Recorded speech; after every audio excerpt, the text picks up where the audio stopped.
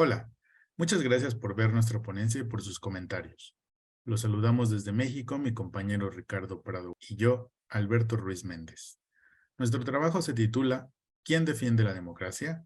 Estudio visual sobre la autorrepresentación de los asistentes a la marcha en defensa del INE. Número 1. Marco histórico. La presidencia de Andrés Manuel López Obrador ha estado marcada por un doble contexto. Por un lado, desde su llegada al poder en 2018 se ha mantenido como uno de los presidentes con mayor legitimidad y popularidad en la historia de México.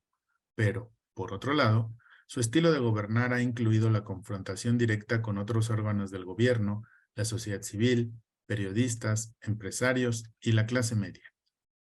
Parte de su popularidad se explica por el hecho de distribuir el gasto social bajo un esquema de apoyos económicos directos a las poblaciones más empobrecidas, pero también a sectores intermedios como estudiantes, amas de casa, madres solteras, entre otros.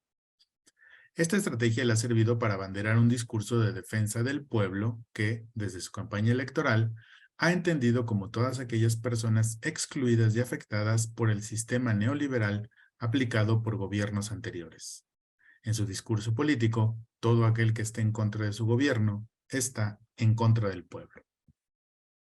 Uno de los episodios más representativos de este doble contexto es la disputa por el Instituto Nacional Electoral, INE. Este organismo autónomo es el encargado de organizar las elecciones en México. Para el presidente Obrador, este instituto es altamente oneroso, y tanto los altos sueldos de sus funcionarios como el elevado costo de las elecciones justifican un recorte tanto de su presupuesto como de su estructura. Sin embargo, tanto el presidente como su partido político, el Movimiento de Regeneración Nacional, Morena, en vez de argumentar a favor de su reforma en términos políticos o legales, han apuntado sus críticas a dos funcionarios en particular, quienes para cuando se escribe esta ponencia ya no están en funciones, porque para el presidente y su partido, aquellos funcionarios representaban al sistema neoliberal, enemigo del pueblo. En respuesta a este discurso y las reformas legales que lo acompañan, tanto los funcionarios atacados, otros miembros del instituto, organizaciones de la sociedad civil y ciudadanía han generado un movimiento en defensa del INE y lo que representa para la democracia mexicana. Esta defensa se ha articulado tanto en redes sociales como en marchas. Las primeras se han utilizado para socializar los mensajes de apoyo y para la organización de las segundas en las principales ciudades del país. Abanderando la consigna "El INE no se toca", las dos marchas que se han realizado a la fecha defienden al instituto bajo la premisa de que el gobierno quiere debilitar a la democracia e inclinar los resultados de las elecciones a favor del partido oficial. En tanto que el contenido de la defensa del INE es parte del objeto de estudio de este trabajo, de momento no ahondaremos en sus términos concretos. Baste con decir que este movimiento en defensa del INE ha sido el más visible de todos aquellos que se han generado a partir de las políticas de recorte presupuestal que el gobierno de López Obrador ha implementado. Número 2. Marco teórico. Este episodio de la disputa por el INE puede ser explicado a través de lo que, en la reciente bibliografía sobre estudios del estado de la democracia, se ha llamado polarización perniciosa, o, como aquí la llamaremos, polarización afectiva. En términos generales, la polarización política, en la ya clásica definición de Giovanni Sartori, es la distancia ideológica entre las diferentes plataformas políticas que le permiten a los ciudadanos distinguir propuestas e identificar la que es más cercana a sus convicciones. Basados en esta definición, la polarización es uno más entre los diferentes fenómenos que conviven en una democracia. Sin embargo, las recientes investigaciones muestran una dinámica diferente, particularmente con la llegada al poder de partidos o políticos identificados como populistas. El populismo es un concepto polémico y polisémico. Para no extraviarnos en esta complejidad y para efectos de este trabajo, vamos a distinguir entre el populismo como un movimiento social que cuestiona diferentes exigencias de justicia y reclama su solución por parte de los gobiernos y, por otro lado, el populismo institucionalizado, es decir, la llegada al poder vía las elecciones de un partido político que ha aglutinado las demandas del movimiento y las ha personalizado en la figura de un líder que se convierte en gobernante. Si la polarización política puede entenderse como un fenómeno horizontal, es decir, que ocurre entre las diferentes posiciones políticas, la polarización afectiva es un fenómeno vertical, a través de la creación, por parte del gobernante, de un enemigo al que, con descalificaciones morales, deslegitima como adversario político y como interlocutor válido sobre los asuntos públicos. En la polarización afectiva, las clásicas divisiones entre izquierda y derecha, capitalistas, socialistas, entre otras, se convierten en divisiones afectivas que incluyen la clase social, el color de piel, el estilo de vida, los lugares de trabajo, el lugar de la ciudad en donde se vive. Todas estas hacen que la sociedad se divida en dos grupos antagónicos, no por sus posiciones políticas, sino por las características afectivas que se asocian uno al otro y que impiden el diálogo. En un trabajo previo, hemos argumentado que es el populismo institucionalizado quien crea la dinámica de la polarización afectiva.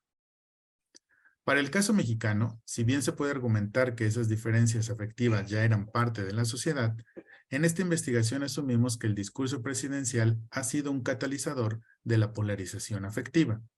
En su disputa por el control del poder y de los asuntos públicos, el presidente Obrador ha adjetivado a sus adversarios como fifís, conservadores, mafia del poder y en particular a los principales funcionarios del INE como parte del supremo poder conservador.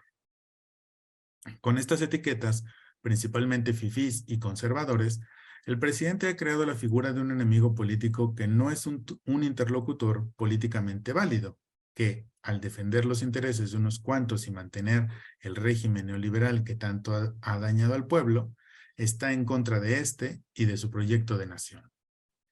La polarización afectiva creada desde el discurso presidencial cierra las puertas al diálogo al crear una imagen del adversario político como un enemigo moral que no debe ser tomado en cuenta para las decisiones sobre lo público.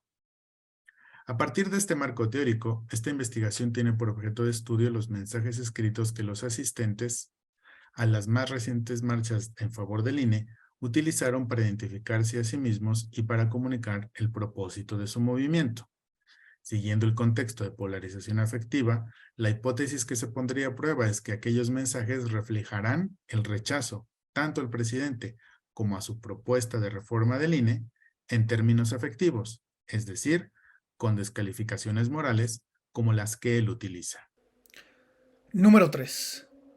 Cámara participativa, metodología. Con el objetivo de desarrollar un análisis de mayor profundidad y riqueza que uno cualitativo tradicional, se recurrió a una metodología que permitió un ejercicio de inmersión en video y audio que pudiera ser registrado durante la manifestación mediante diversos dispositivos: teléfono inteligente, cámara fotográfica digital y cámara de video 360. La metodología es denominada por Delfín Dion como cámara participativa.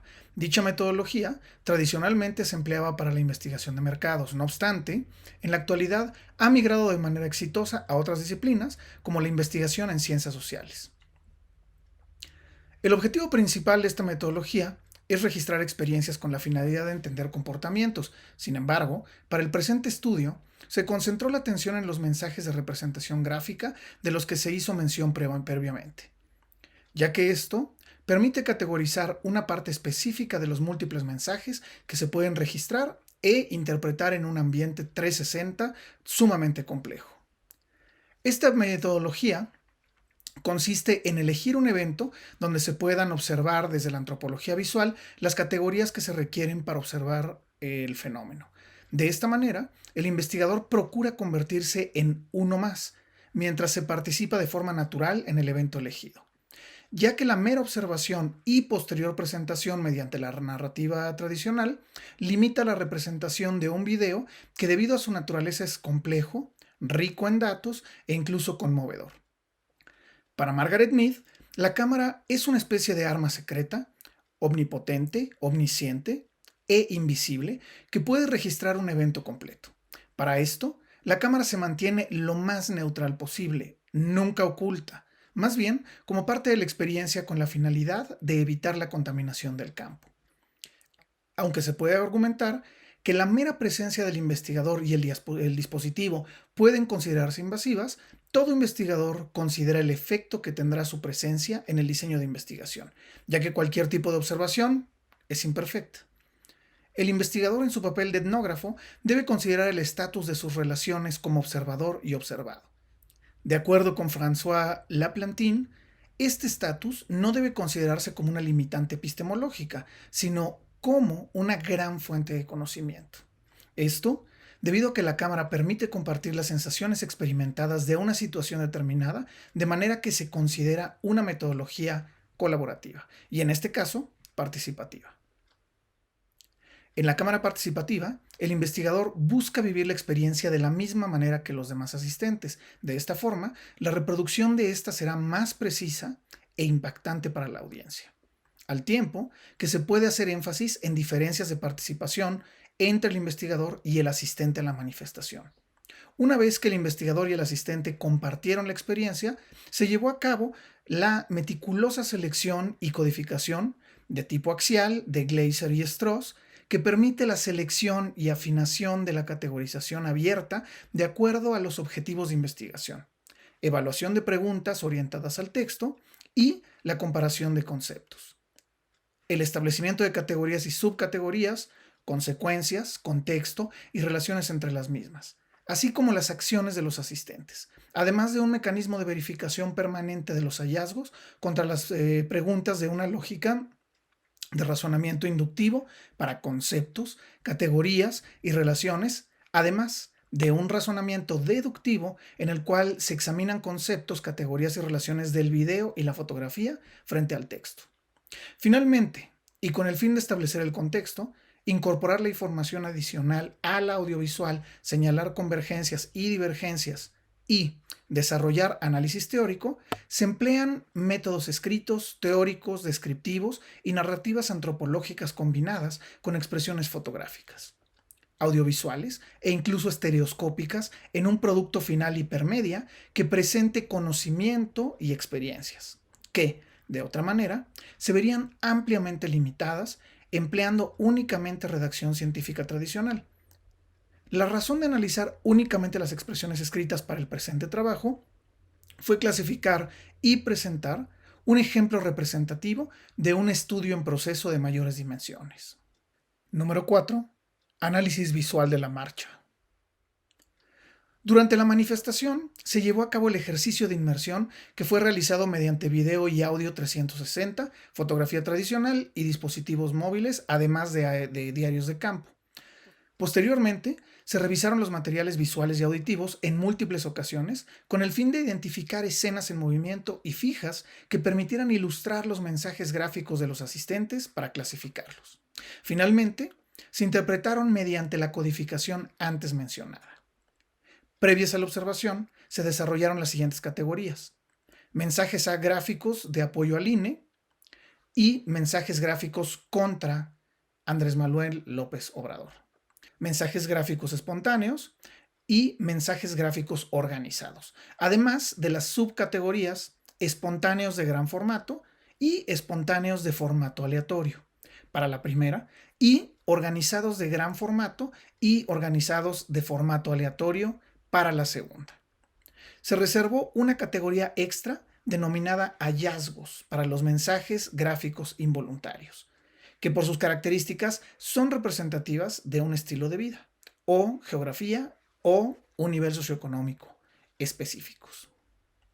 A continuación, se presentan ejemplos de cada uno de estos. ¡No se toca! ¡El INE no se toca! ¡El INE no se toca! ¡El INE no se toca! ¡El INE no se toca! ¡El INE no se toca!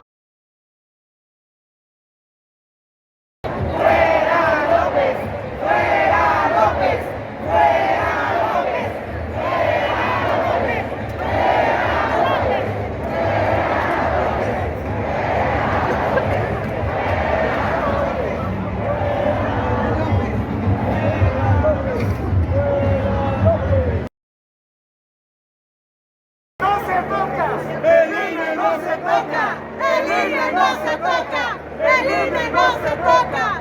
El INE no se toca. El INE no se toca. No se toca. El INE no se toca. El INE no se toca. El INE no se toca. El INE no se toca.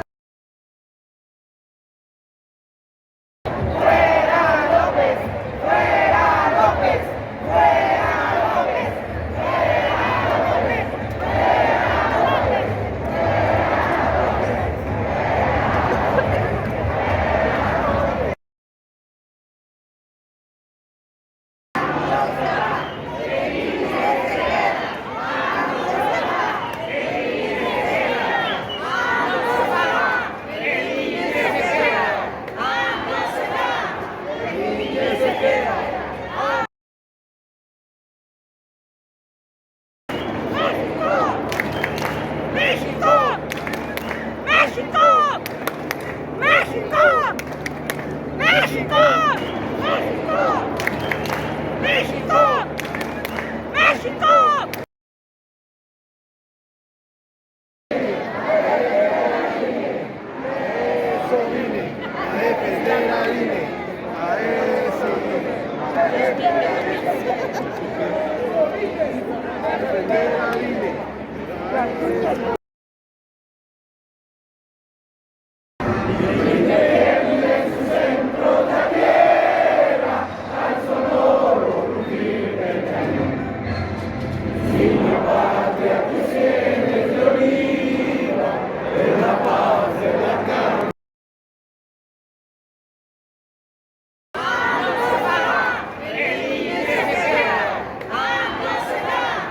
Luego del análisis realizado, a través de cámara participativa, se pueden apreciar los siguientes resultados. Los mensajes, o bien podrían ser espontáneos, es decir, elaborados en el momento o en casa por los asistentes, o bien organizados. Es decir, se invirtieron recursos para fabricarlos y se repartieron entre los asistentes.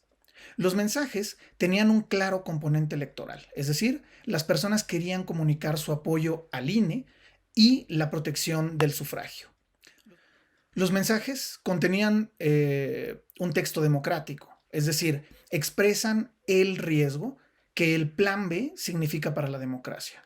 Los mensajes tenían un contenido cívico, es decir, las personas buscaban comunicar su libre participación a través de la marcha como parte de la libertad. Número 5. Hallazgos. Con base en el terreno que pudimos cubrir de la marcha con la cámara participativa y luego del análisis que hicimos de los mensajes escritos, podemos decir que la hipótesis no se confirma del todo. Partimos de la idea que los asistentes rechazarían la reforma al INE y al presidente a través de las mismas o alguna variación de las descalificaciones morales que López Obrador ha utilizado como parte de la polarización afectiva creada desde su gobierno. Pero al analizar los mensajes escritos pudimos observar una mayoría de mensajes con contenido político-democrático en los asistentes a la marcha. Contenido que está conformado por la defensa de un INE, que es la herramienta que preserva y representa los logros democráticos del país. Consideramos que la idea principal que se puede colegir de los diferentes mensajes durante la marcha se centra en la defensa de las reglas para la elección de los gobernantes, es decir, de las elecciones y del voto individual. Autores como Norberto Bobbio y Michelangelo Bovero han identificado aquellas reglas como el núcleo procedimental de la democracia. Si bien es cierto que los asistentes a la marcha no tienen que utilizar los mismos conceptos, consideramos que en la principal consigna de la marcha, el INE no se toca, refleja esta idea. De tal suerte que el INE ha servido como una figura aglutinadora de las intuiciones y concepciones que sobre la democracia tienen los asistentes a la marcha y de ahí su defensa de aquella institución. Número 6. Conclusiones. Los hallazgos de esta investigación no comprobaron la hipótesis. Sin embargo, queremos dejar abierta la posibilidad de que esto no invalida la dinámica de polarización afectiva por la siguiente razón. Desde el inicio planteamos la idea como una dinámica vertical, es decir, como un discurso que es impuesto desde arriba, desde el poder, para categorizar a la sociedad. En este sentido, se puede mantener la idea de la polarización afectiva como una estrategia discursiva del gobernante para legitimar sus decisiones a través de la deslegitimación de sus adversarios y, en consecuencia, con base en los hallazgos de esta investigación, quedaría abierta la posibilidad de plantear un nuevo campo de estudio: el análisis de las estrategias de respuesta de la sociedad estigmatizada por la polarización afectiva y sus formas de autorrepresentación y contestación de aquel discurso vertical.